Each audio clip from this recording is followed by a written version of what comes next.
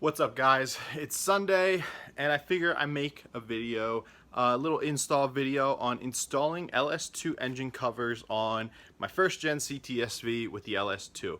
So my buddy Paulie, shout out to you Paulie, thank you again for giving me these LS2 engine covers to use. I'm going to go through the process of putting these things on because I know some people might think, oh, it's an LS2, it's an LS2. They're going to fit, but that's not the case. I know for a fact the driver's side engine cover is going to need some decent work, mostly trimming in order to get it to fit. And the passenger side, I can't see it being too much work, but we'll see what it requires when I dig into the project. The tools I'm going to be using are a 10mm deep socket and a hacksaw. And that's pretty much it. A couple files and some sandpaper to clean up my edges when I do make cuts, and that's really all that's required for this install. So I don't really know where these go, but I think they screw in to these empty holes. I think. Let me actually grab the engine cover. Alright, so if I feed this over, it looks like, yeah, it looks like that's exactly where they go.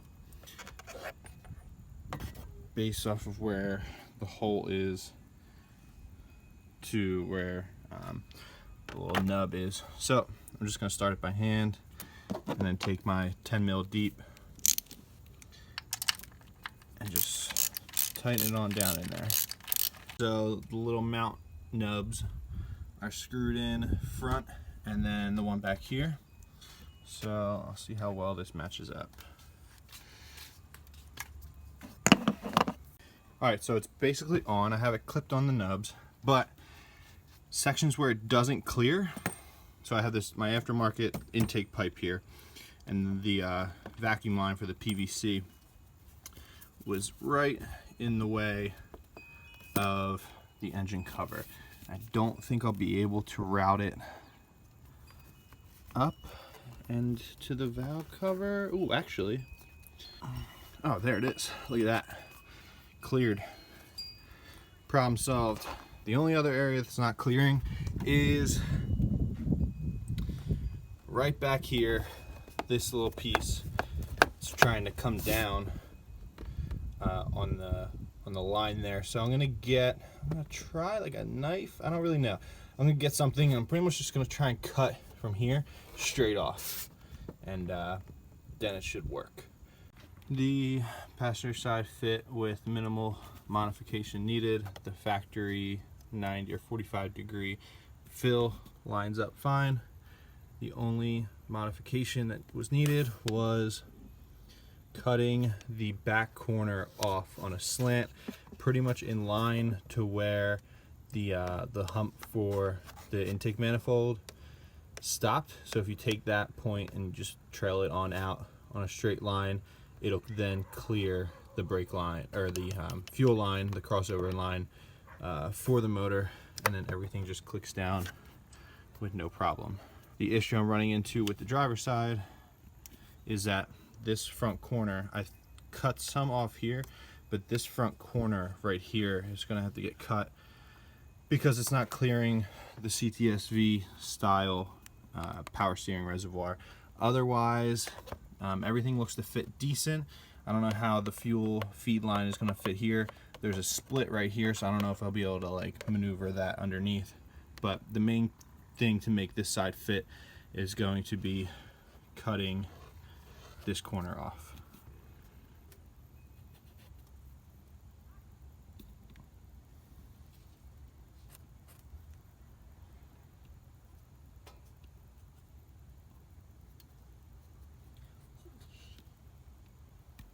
So the front piece has been cut like so.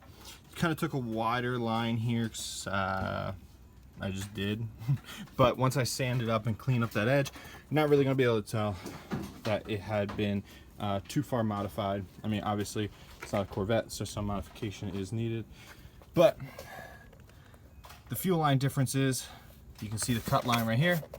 I had to cut the end piece off because it comes with like a crack in it to clear the Corvette line, because the Corvette line comes out and then over. The V line goes straight back. So I had to cut that section off, and it clipped on perfectly.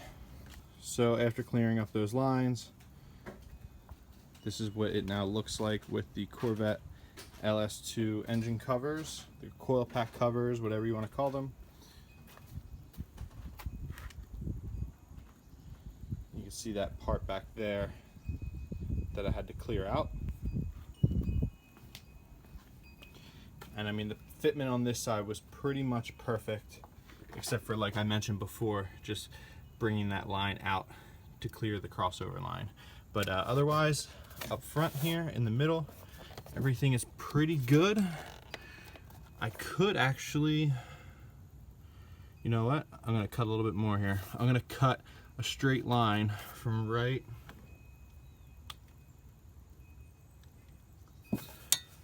here. Probably cut across like that. So if you could see that, I'm gonna cut from here straight across, kind of like what I did on the back one, because it looks like it's getting held up from sitting flush with the intake manifold because of hitting that line. All right, that's the last cut. Cut the corner off there, and now we have Corvette LS2 engine covers on the V.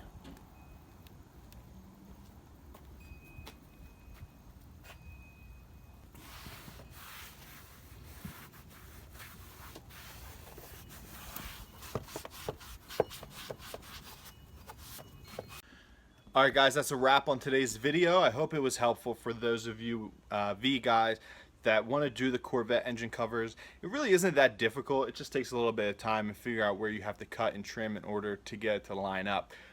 But it's been a while since I've done a V video, I think since the AC compressor install. So I mean, it felt good working on the car again, and I have some upcoming plans for it, but I'm trying to balance between the V and the 3000 right now, and it's kind of difficult to do.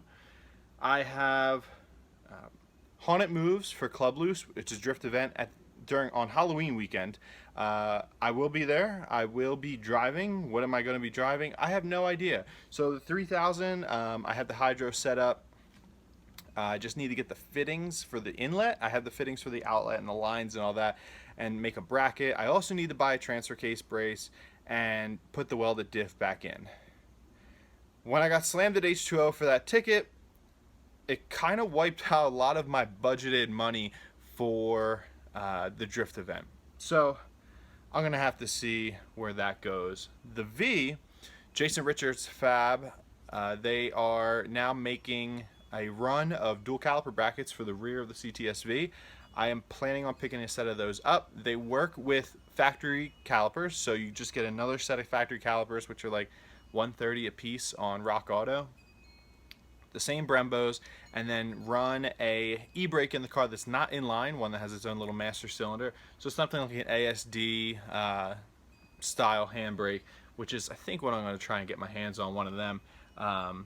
And then I'll be able to have a handbrake in the V with its own system separate from the factory brake system. So if I did try and drift the V, I mean the car's pretty well set up for it. I would just have to raise the front a little bit. All I would have to do is disable the traction control and the ABS, which unplugging my wheel speed sensors will do that for me. I'll just unplug one of them and it'll shut the whole system down. And then I would also want to disable my airbag system as well, and the car be able to drift. So I don't know. We'll see what the next few weeks bring. The next 2 weekends I'm pretty busy with some weddings and other things like that. So we'll see what comes out of it. What car I end up being there with. I know me and Joe, we're going to work on the 240 that from like a couple videos ago that we got. And that will definitely be there as well. So we'll see what the future holds. I'm not really sure, to be honest with you guys. But hit the subscribe button. You guys will find out eventually.